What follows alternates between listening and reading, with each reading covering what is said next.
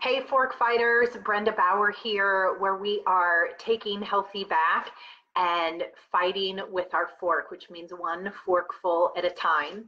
And I'm just going to tell you that my personality is I love to put things on a checklist, on a to-do list, to do them once, and then to mark it off and never look back. That would be my preference of how I do things on the planet. But what do we know is real? We would not go to the gym and do one bicep curl and expect to have the arms of our dreams and never have to do another bicep curl again, right? Like, we totally get that. We don't get to run one time and get in the best physical shape of our life.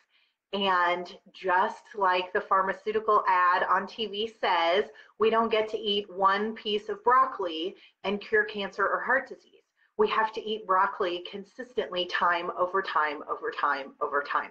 So I was in my mastermind group at lunch today, and we were talking about putting content out on social media, or sharing our story, or talking about our brand and our why and what inspires us and what our purpose is, right? And we kind of want to do that one time and the whole world to just get it. But what do we know is the same people don't see it. The whole world doesn't see it once, and we need to keep doing it over and over and over again. And that conversation reminded me of a beautiful training that I got at a leadership boot camp that I went to in January with the company that I've partnered with.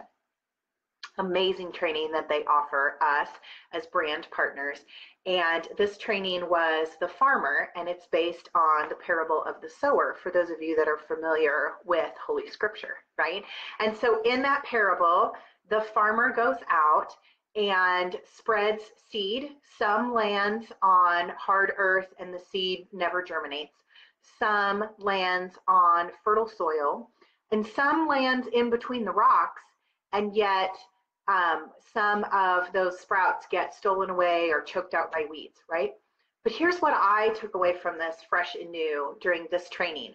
The farmer didn't plant one seed and then stand over it and wait for it to grow and expect to have their belly full come fall time and come harvest time, right? But we do that. We want to do one bicep curl. We want to eat one thing of broccoli. We want to talk to one person about our purpose or our mission or what we're on the planet or what we're excited about doing, and we want that to stick and grow and take root.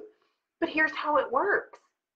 When we sow abundantly, when we throw seed all over a whole big old field, and then we walk away and we come back and we might tend it and we might fertilize it and we might pull some weeds, but we don't stand over it and wait for it to grow and put all our eggs in that basket, so to speak. We walk away, we let it go and grow and do its thing, and then we come back at harvest time and we reap a harvest and we have abundance. And isn't that a beautiful thing? So I just love that concept of we can't do it just one time, as much as I would like to. Oh, I would like to so much, but we need to keep doing really smart things over and over and over again.